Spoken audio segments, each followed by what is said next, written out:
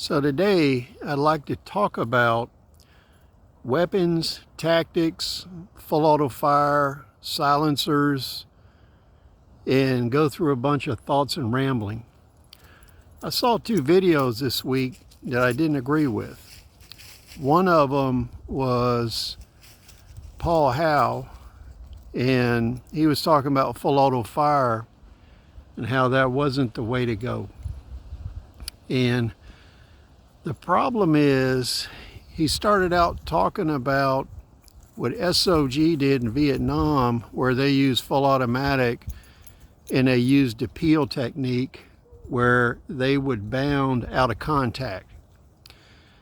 And then he transitioned into how those techniques in full auto fire were taught to law enforcement, and that was a big error and problem.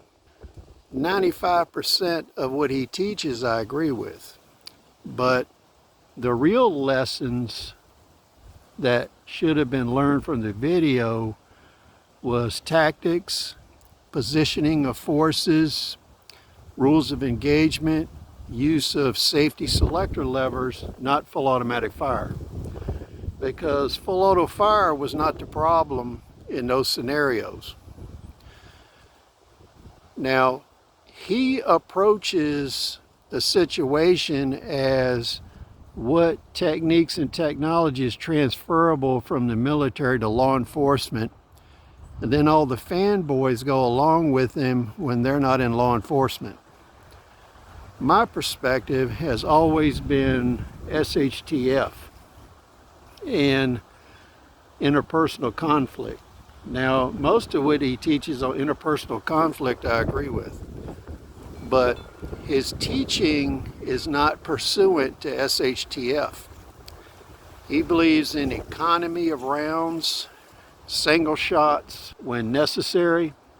And one of the reasons he does this is they're in a litigation environment. When you look at police forces and you look at the trainers that support them, every time there's a big screw up with SWAT, patrol people, I agree with what he says that when you have a failure, there's a 2 years worth of lawsuit and everybody gets sued, including the trainers and the training companies.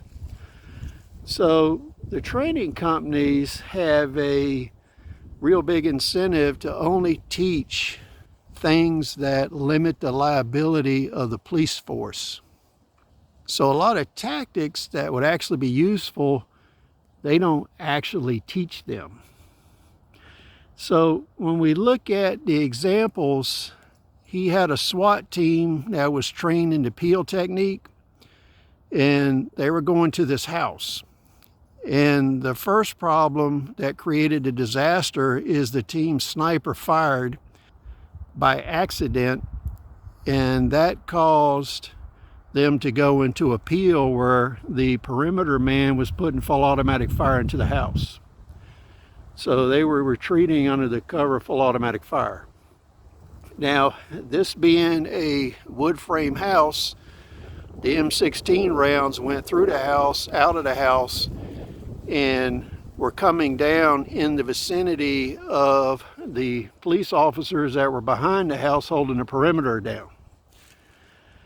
So then he goes into talking about how people were walking around with their weapon in full auto mode. Now, the real lessons here were, number one, you put your weapon on safe. And some of the people commenting said that it was natural to go from safe to semi, but not safe to full auto, which is Bravo Sierra. And when you're talking about what happened, it was not a good argument against full automatic fire. It was an argument for proper placement of forces so they're not in a crossfire, so they don't start shooting at each other, and for proper weapon manipulation. Now, the thing you got to remember about full automatic fire is it's a force multiplier. So when you employ full automatic fire, when you do it in error, you compound your errors, which is what happened there. but it was not the root cause of the error. Weapon handling and poor placement of support forces was what caused that debacle. Now, when you employ a full automatic fire properly, it's a force multiplier and it multiplies the effect on target. So what we have with full automatic fire is a case where it's going to multiply the effects, good or bad, depending on how you employ it. And if you make errors and mistakes, it will magnify those also. One of the most interesting aspects of full automatic fire is the amount of training, cost, and amount of ammunition that's necessary to master it. And when you look at full automatic fire, the problem all these training groups and people and organizations have is students cannot afford enough ammunition to master automatic fire. Most police departments do not have enough funding to master automatic fire. And what you find out is the amount of weapons that you would wear out and the amount of ammunition you would use is very high. So very few people actually have a lot of experience firing automatic weapons, whether they were in the military, police, or civilian context. And when you add to that, the ones that did have a lot of experience firing automatic weapons usually did so in time of war when they could draw as much ammunition as they could carry.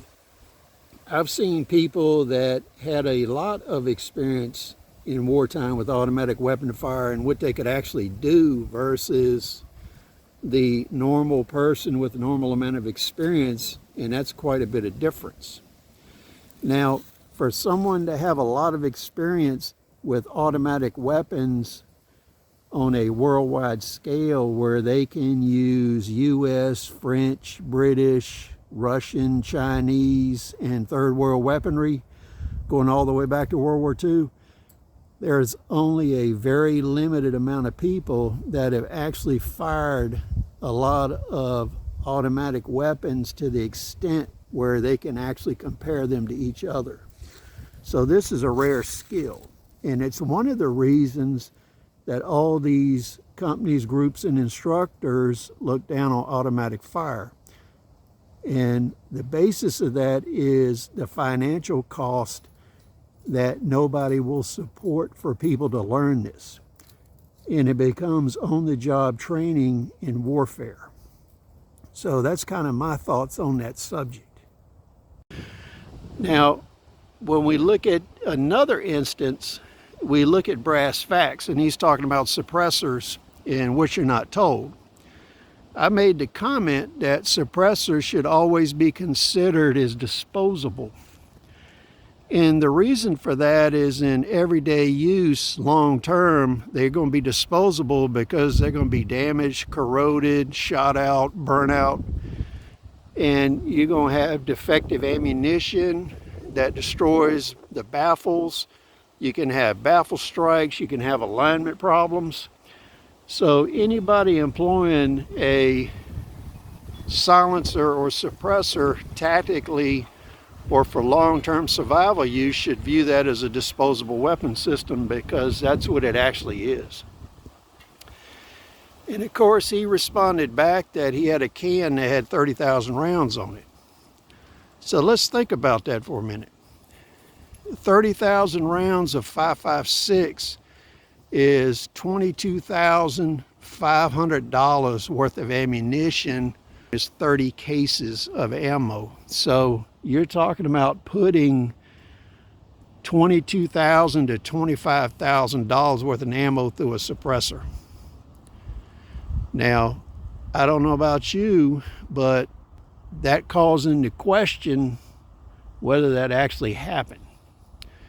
Then he comments back when I said, what is the long-term lifespan of 20 to 30 years, and has he seen a suppressor after 20, 30 years of usage?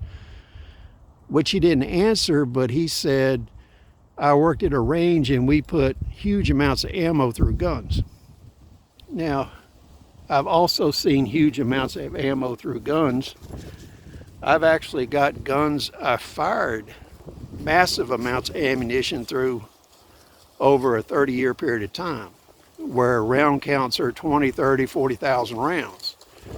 I've also repaired actual law enforcement guns that were used by SWAT teams and other forces on the professional level.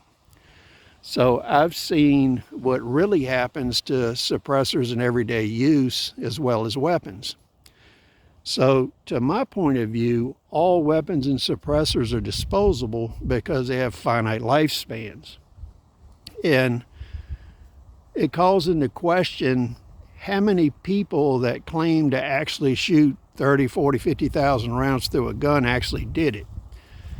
Because in an AR platform, usually you wear out the upper receiver before you do damage to the bolt carrier key, or the bolt. And you have to replace that. I've replaced uppers on guns and maintained the original barrels, bolt carriers, and bolts.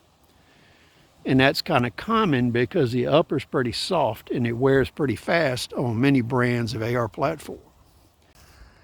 Now, when we talk about firing 30,000 rounds of ammunition through a gun or a silencer or a suppressor, what you need to keep in mind is the probabilities associated with that.